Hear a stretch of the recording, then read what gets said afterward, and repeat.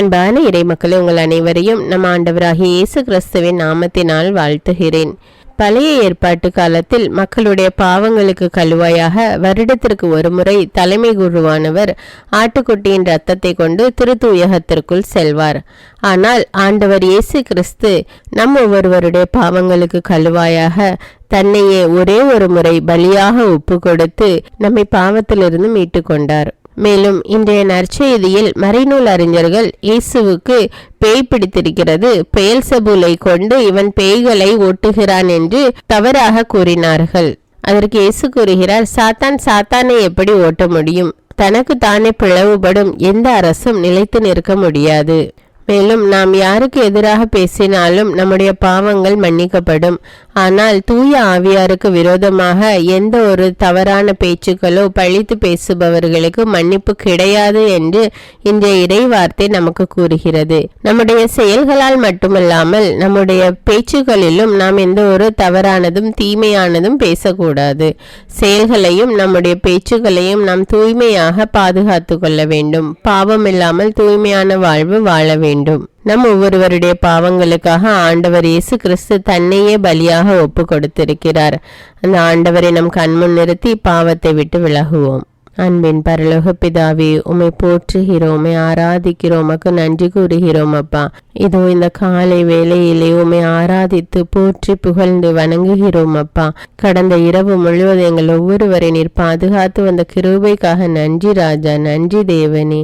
அப்பா தந்தையே, இரக்கத்தின் ஆண்டவரே, ஆறுதலின் தேவனே, வல்லமையின் தேவனே, எங்கள் ஒவ்வொருவரோடு எங்களை வழிநடத்துகிற தேவனையும் உமக்கு நன்றி ராஜா. பரிவும் இரக்கமும் உள்ள தேவனையும் உமக்கு நன்றி ராஜா. ஆண்டவரே, இன்றைய நாளில் நாங்கள் செய்ய இருக்கிற எல்லா செயல்களையும் ஒப்பு கொடுக்கிறேன் தேவனே. எங்களுடைய பிரயாணங்களை ஒப்பு கொடுக்கிறேன் அப்பா. எங்களுடைய குடும்பத்தில் உள்ள ஒவ்வொரு உறுப்பினர்களை ஒப்பு கொடுக்கிறேன் அப்பா. எங்களுடைய குடும்பத்தில் ஒற்றுமையும் சமாதானமும் சந்தோஷமும் நிலைத்திருக்க கிருபை செய்யும் அப்பா. ஆண்டவரே, எல்லா பொருளாதார தேவைகளையும் ஒப்பு கொடுக்கிறேன் ராஜா. எல்லாவித தேவைகளையும் நீர் பொறுப்படுத்தி எங்களுக்கு தாரும் அப்பா. நீர் எங்களுக்கு அனைத்தையும் ஆசீர்வதித்து கொடும் தேவனே. பலவீனத்தோடு இருக்கிற எல்லா மக்களையும் ஒப்பு கொடுக்கிறேனப்பா. தீராத வியாதிகளால் அவதிப்பட்டு கொண்டிருக்கிற மக்களுக்காக ஜெபிக்கிறேனப்பா. ஒவ்வொருவருக்கு சுகத்தை கட்டளையிடும் அப்பா. நோயாளிகளுக்கு தான் மருத்துவர் தேவை தேவனே. ஆண்டவரை ஒவ்வொருவரை நீர் தொட்டு சுகத்தை கட்டளையிடும் அப்பா. ஒவ்வொருவர் மீது இரக்கமாயிரும் அப்பா. அந்த பலவீனத்தை நோயை எடுத்து போடும் ராஜா. ஆண்டவரே, உம்முடைய மக்கள் மீது இரக்கமாயிரும் தேவனே. ஒவ்வொருவரை ஆசிர்வதித்து வழி நடத்தும் அப்பா. இயேசுவின் நாமத்தில் ஜெபிக்கிறேன், ஆமீன். முதல் வாசகம் எபிரேயருக்கு எழுதப்பட்ட திருமுகத்திலிருந்து வாசகம். அதிகாரம் 9, இறை வார்த்தைகள் 15 மற்றும் 24 முதல் 28. சகோதர சகோதரிகளே, இயேசு புதிய உடன்படிக்கையின் இணைப்பாளராய் இருக்கிறார். கடவுளால் அழைக்கப்பட்டவர்கள் அவரால் வாக்களிக்கப்பட்ட என்றும் நிலைக்கும் உரிமை பேச்சை பெறுவதற்கென்று இந்த உடன்படிக்கை உண்டானது. இது ஒரு சாவின் மூலம் ஏற்படுத்தப்பட்டது. இந்த சாவு முந்தைய உடன்படிக்கையை மீறி செய்த குற்றங்களில் இருந்து மீட்பளிக்கிறது.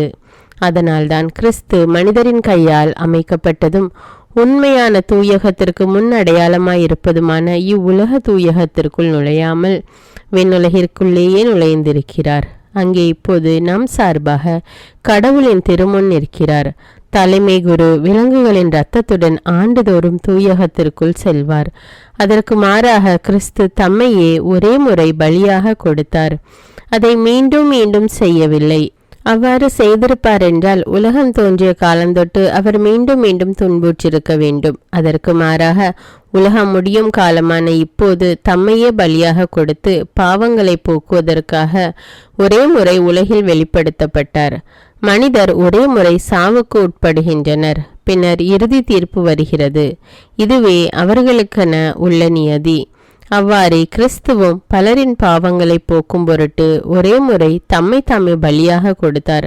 அவர் மீண்டும் ஒரு முறை தோன்றுவார். ஆனால் பாவத்தின் பொருட்டு அல்ல, தமக்காக காத்திருப்பவர்களுக்கு மீட்பு அருளும் பொருட்டே தோன்றுவார். இது ஆண்டவரின் அருள்வாக்கு. இறைவனுக்கு நன்றி. நற்செய்தி வாசகம். புனித மார்க்கு எழுதிய தூய நற்செய்தியிலிருந்து வாசகம். அதிகாரம் 3, இறை வார்த்தைகள் 22 முதல் 30. அக்காலத்தில் எருசலேமில் இருந்து வந்திருந்த மறைநூல் அறிஞர் இவனை பெயல்செபூல் பிடித்திருக்கிறது என்றும் பேய்களின் தலைவனை கொண்டே இவன் பேய்களை ஓட்டுகிறான் என்றும் சொல்லிக் கொண்டிருந்தனர். ஆகவே இயேசு அவர்களை தம்மிடம் வரவழைத்து அவர்களுக்கு உவமைகள் வாயிலாக கூறியது, சாத்தான் சாத்தானை எப்படி ஓட்ட முடியும்? தனக்கு எதிராக தானே பிளவுபடும் எந்த அரசும் நிலைத்து நிற்க முடியாது. தனக்கு எதிராக தானே பிளவுபடும் எந்த வீடும் நிலைத்து நிற்க முடியாது. சாத்தான் தன்னையே எதிர்த்து நின்று பிளவுபட்டு போனால் அவன் நிலைத்து நிற்க முடியாது. அதுவே அவனது அழிவு.